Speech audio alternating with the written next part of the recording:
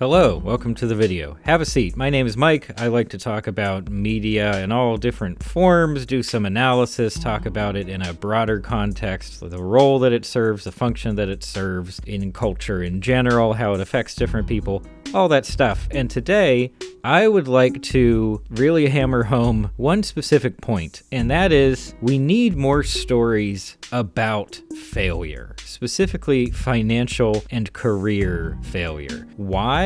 Well, honestly, I think it boils down to being a certain form of representation. Maybe not a form of representation that's as important as like gender representation, ethnic, racial representation, but still important and not one that I'm really hearing a lot of people talk about right now. So we already have lots and lots of stories about success and social or economic mobility. So many stories like that, rags to riches stories where the main character finds some sort of success, overcomes their obstacles, gets the things they wanted, changes in the process. Hero narratives definitely fall into that category too. However, a lot of those stories don't tend to line up with reality for many people because, yeah, in real life, a lot of people struggle for many years at a time with their careers and just earning enough money. For some people, they never really end up with the career that they wanted. They never end up earning enough money to live a comfortable and healthy life, let alone a lavish and really successful life. And I think for a lot of these people, and I happen to include myself in this category, I don't think the constant onslaught of success narratives are really all that helpful or entertaining or even just interesting. After a certain point, they can be. Of course, people can feel empowered and inspired by those types of stories, but I think we need to look at the other side of things a lot more often. And just personally, and a lot of this is going to be from my personal perspective, so please don't take this as me speaking for other people who have even somewhat similar experiences. I do get really tired of success narratives. I get really tired of, our character always beats the bad guy. They always get exactly what they wanted or have this massive epiphany and realization about themselves or the nature of existence or their role in the universe or something like that. It's not really my thing, at least at this particular stage in my life. And honestly, I can't really talk about some of this stuff without also talking about just my career and work experience and my perspective on all that. And for the vast majority of my career, my jobs have been completely disconnected from my skill set and what I actually care about. I can guarantee that there are some of you out there listening to this right now who are just nodding along because you have experienced this in some form yourself, and you will know it's not fun, to put it lightly. It can be extremely, extremely uncomfortable, frustrating to be doing some job that you're not especially skilled at and probably not earning a lot of money for it. And meanwhile, you have these other valuable skills over here. You have confidence in your abilities in other areas, and the two have just not lined up. You haven't been able to find the jobs where you really get to invest yourself and you really get to feel like you are making use of your particular talents and skills. And this pretty uncomfortable disconnect between your work and who you are as a person, what you care about and what you're good at doing is really at the center of an excellent show that I think definitely qualifies as a story about failure, and it's Party Down. Maybe you've heard of this one before. It kind of has a cult following. I think it was originally a Showtime original series that only ran for 2 seasons. There's word of a potential reboot series, I guess, even though to me that just feels like the sword of Damocles. I'm just waiting for it to potentially be terrible and ruin my feelings about the original series. But for the moment, we just have those 2 seasons, and in my opinion, they're just absolutely excellent. If you ever find someone who knows about Party Down, they will talk your ear off about it because there's so many incredible things to talk about. There's so many things that were done extremely well, kind of a lightning in a bottle scenario in terms of the talent involved and also in terms of how they brought together all these different elements of character and setting and clever dialogue and humor to create something that talks about failure constantly. Basically, none of our characters ever actually end up succeeding exciting in any real way. Instead, they're constantly met with just disappointment, indifference, which sounds like it would be a miserable experience to watch, but thankfully the humor brings it all back up, and it's just an incredible binge for sure. If you can find it all, like, absolutely worth it. But just to give you sort of the overall premise, it is about a group of people living in the LA area who all want to be involved in the entertainment industry, either as actors, writers, musicians, etc., but they have been unsuccessful. They haven't been able to break through. Maybe they've done a couple of small things, but it didn't generate a career. They're not making any real money, and so to pay the bills, they work for a catering company called Party Down, kind of a low-rent catering company, and they go around to all these, wealthy parties, events, different neighborhoods in and around LA, and that's our basic setup. In most cases, and this is something I've talked about before, even in some recent videos, is that in a lot of cases, media that tries to portray unsuccessful characters, poor characters, like lower class financially, shows or movies that try to do that can sometimes feel really phony and inauthentic. And my theory on that is just so many of the people making those shows are successful in their careers, they're financially successful, they're working in the entertainment industry. That's pretty big time stuff. There's a disconnect there, I guess. I'm sure it's possible for someone in that position to write a lower class character, an unsuccessful character that feels authentic. Most times it just doesn't happen. Thankfully here in Party Down, I don't know what background all these writers have. Maybe they all lived this life for a while, so they just have a really good idea of what it's like. Maybe they talk to people who are going through that kind of thing. It's so spot on, and even just in terms of like character personalities, that's something that I have to dwell on for just a second, because part of the brilliance is that our range of characters, it gives us a variety of personality types, and those personality types are in line with how all of these characters have responded to the fact that they're unsuccessful. Their lives have not gone the way they wanted them to. They've put themselves out there, tried to do their best, wasn't good enough, got rejected, met with indifference. Whatever it was, the dream hasn't come true. In response to that, some of the characters,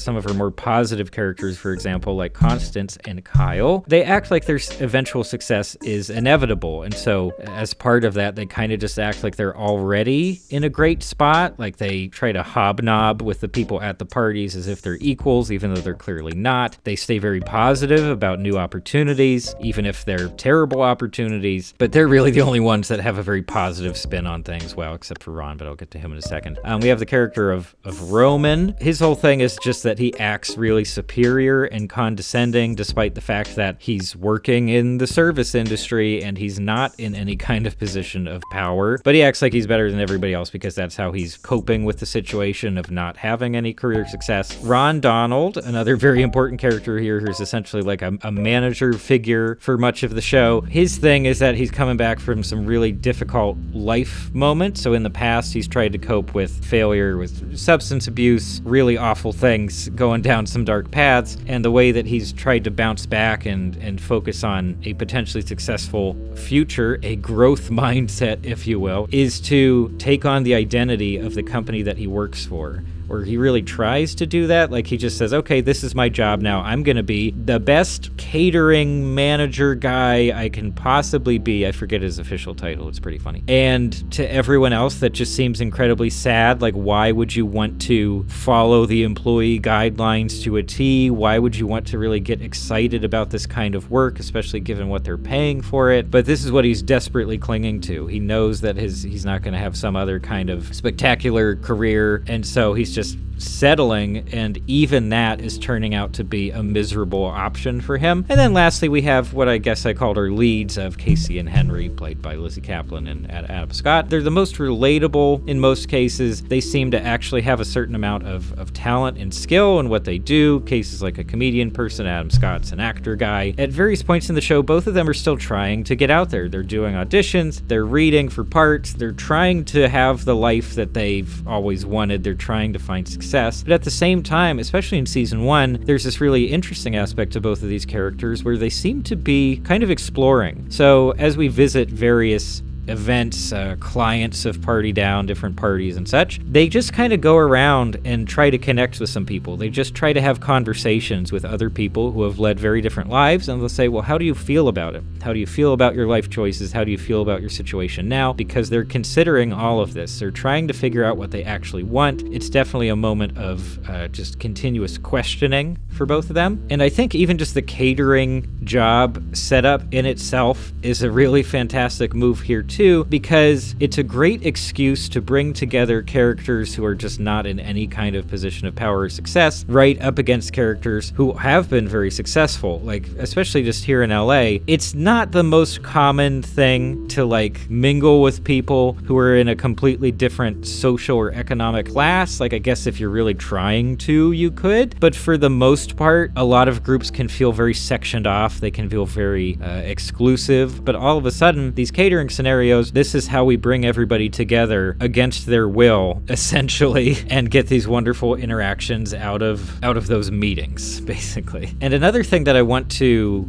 sort of praise the writing team for here is that I feel like it would have been really easy to depict all the wealthy, successful characters, the clients, as kind of uniform, like they're all terrible people, and oh, that seems to be directly related to the fact that they're successful, but it's not fulfilling to them. Maybe they had to do horrible things to get where they are. But no, we actually get a lot of variety in those characters too, even though we only spend maybe one episode at a time with a certain set of these characters. But we get a lot of variety of personalities there too. Some of them are just good people who happen to be very wealthy. Other people are very mean and greedy and success-oriented to a fault. And that's a great touch. Like, it doesn't dehumanize these characters. It doesn't immediately condemn them for being wealthy and successful. I think that's really fantastic. And it also allows us to view our main cast of characters, the Party Down guys, in stark contrast, because they are, as I already touched upon, they stay down the whole time. This is not a rags to riches thing where some of them find success and come back and brag about it. This is not something where they become better people through their misfortune. No, they just have a bad time and they just have to deal with it, and no one cares about the fact that they're not successful. And the show's very dark sense of humor then goes on to rub that in incessantly, especially with some of our leads, where there will be moments where you really think they have a shot. Like, oh, this is a great audition opportunity. Oh, someone actually likes my stuff and they want to help me out, get my career going. And then it just falls apart miserably.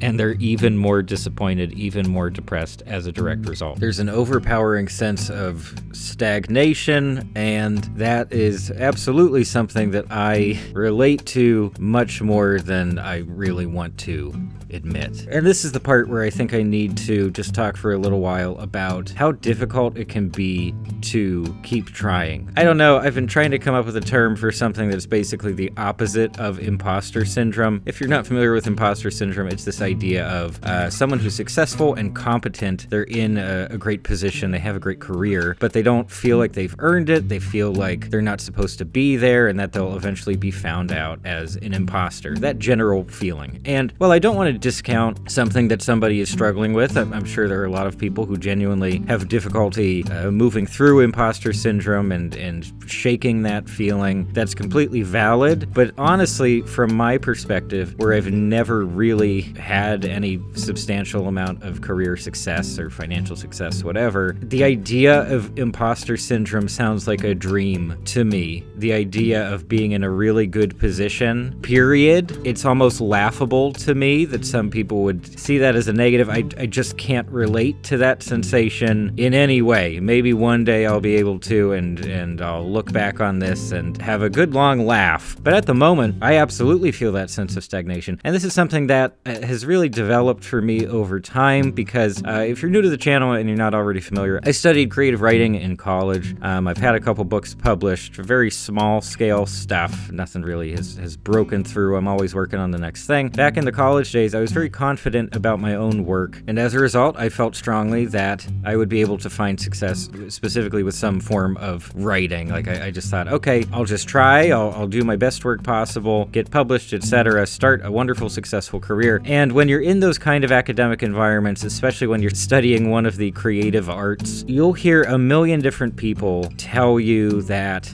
the biggest barrier to success is not being willing to continue trying, to be rejected over over and over, to fail over and over, and keep trying anyway. It really just sounded like an adage at the time. It's an iteration of a phrase we hear all the time. Oh, never give up, just keep trying, you'll make it. I never really took that to heart, and I never really understood just how challenging it can be to have no real success that you can point to in your personal past. All of your confidence really just has to come from you and maybe some people close to you that you really trust and whose opinions you really value and respect. Otherwise, it's just you. Maybe for some people, it's not that much of a challenge to maintain that sense of self-confidence, even in the wake of failure, missed opportunities, stagnation, etc.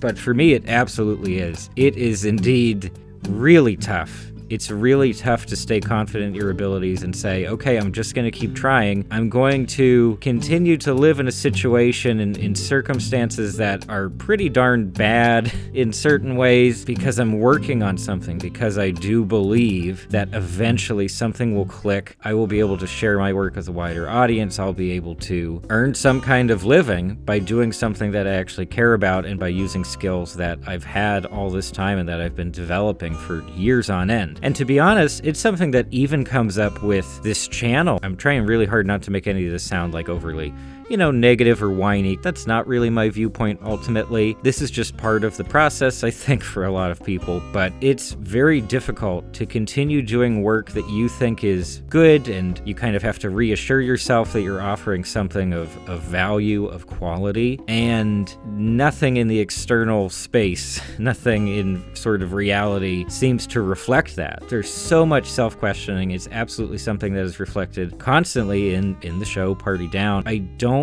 see many other pieces of media that sit in that feeling, that really do a good job of capturing how long it can take and just how long you can find yourself questioning basically everything, just questioning your convictions, your aspirations, career goals, all of it, and have nothing to lean back on. You're constantly feeling like on the edge, like one bit of bad luck, I'm in a really bad spot, I have no money to fall back on. It's very difficult. It's very difficult. I kind of look back on, my younger self when I was just like, oh yeah, I'll just keep trying. It's no big deal to just keep trying. There is kind of a limit. It's down to each person. And again, I'm not trying to say all of this in light of, oh, eventually you'll find success. No, to be honest, no, not everyone finds success. Not everybody ends up with the career that they really want. Not everybody finds ways to make money from the thing that they're really good at doing. And it's so rare that I come across a piece of media that feels like it speaks to this moment, that feels like it speaks to a lot of the stuff that I think about that gets in the way of the creative process to begin with. All the hurdles you have to overcome just to get some practice in, just to put in some time. You'll have to eventually put in huge amounts of time, practice, honing your skills and craft to actually be good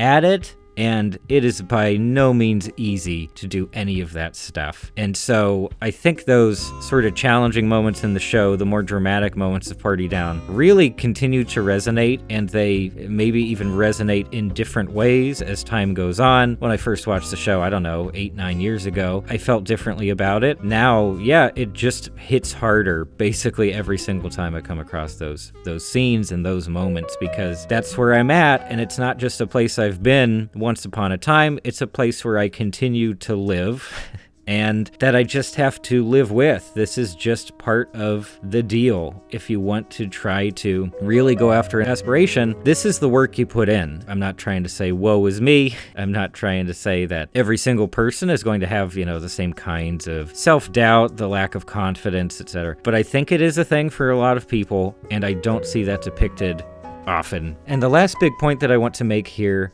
is just orbiting the idea of making more of this kind of work, stories about failure, stories that address real situations that people actually live in. They're not all stories of movement, change, mobility. They are stories of stagnation. They are stories of repeated disappointment. Obviously, on the surface, it sounds like these can only ever be extremely miserable stories, especially given the contrast of these kinds of stories to traditional narrative structure where you have some kind of change. Most most often a positive change. I think there's a big question that comes up for anyone who would be interested in creating this kind of work, and it's, well, how do I do it? How do I actually do this in a way where the work doesn't end up just being 100% depressing and being relegated to like the weird artsy land of quote unquote serious work that, that doesn't end up garnering any kind of major audience? And I think Party Down gives us a really solid answer here, and it's just to have something else happening. Just have either some kind of base level of entertainment value.